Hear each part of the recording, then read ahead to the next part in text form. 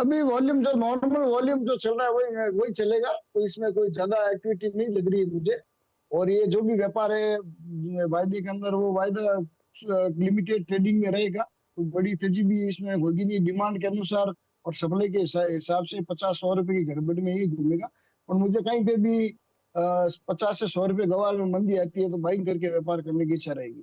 जी ma'am. जी पुखराज जी, ये तो बात हुई फ्यूचर्स की, जहां पर माना जा रहा है कि वॉल्यूम्स अब यहां पर ठहर जाएंगे, कोई बहुत ज्यादा इंटरेस्ट आगे भी आता हुआ नजर नहीं आ रहा। लेकिन फिजिकल मार्केट्स में गुआर के कारोबार को लेकर किस तरह का रुझान है? क्या वहां पर भी बहुत ज्यादा खरीद फरोख्त नहीं है?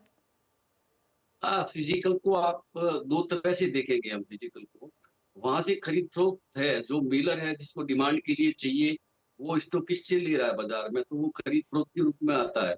इसमें दो चीजें, एक तो जो गोडाउनों से स्टॉक है वो माल आ रहा है, दूसरा कुछ माल जो वेयर हाउसों में लगे हुए हैं उसमें से आ रहा है। तो क्वालिटी का मैडम बहुत ज्यादा इश्यू है। जैसे मैंने बताया आपको, 5 साल पुराना, 10 साल पुराना, 3 साल पुराना इस तरह का ग्वार भी आ रहा, तो उसमें क्वालिटी का बड़ा इश्यू है। और उसमें क्वालिटी का इतना बड़ा इश्यू है कि डिफरेंस 300, 400, 500 रुपए का तक का डिफरेंस हो सकता है। मतलब इस तरह का इश्यू है।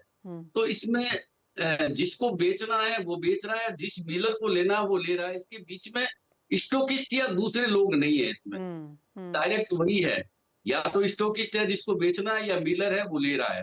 आम जो खरीद फरोख्त होती है बाजार के अंदर, वो मनीषा जी बिल्कुल रुकी हुई है, एकदम नहीं है। दिनेश जी, अगर एक्सचेंज की बात करें तो ऑफ कोर्स स्टॉकिस्ट यहाँ पर मिसिंग है, लेकिन एक समय था जब हम देखते थे कि गुआर की कंपनियां जो हैं, गम खरीदने वाले जो हैं, वो हेज भी करते थे। कॉरपोरेट्स भी यहाँ पर काफी बड़ी तादाद में काम करते थे। क्या वो अब यहाँ से मिसिंग है?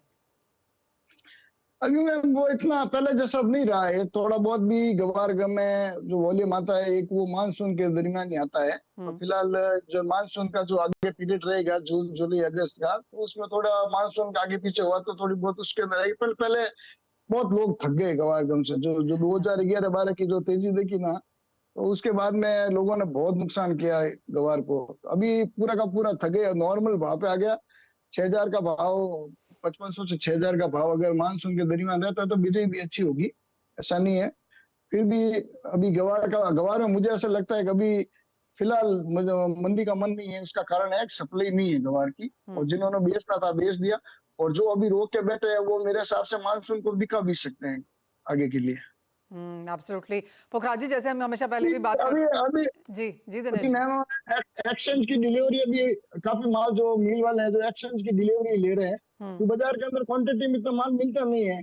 और एक्सचेंज का भाव नीचा है मार्केट में, तो डिलीवरी डिलीवरी भी काफी हर महीने के महीने उठेगी जो भी है। तो एक्सचेंज की, अब एक्सचेंज कैसा माल देता है क्या देता है तो डिलीवरी उठाने वाले ही बता पाएंगे।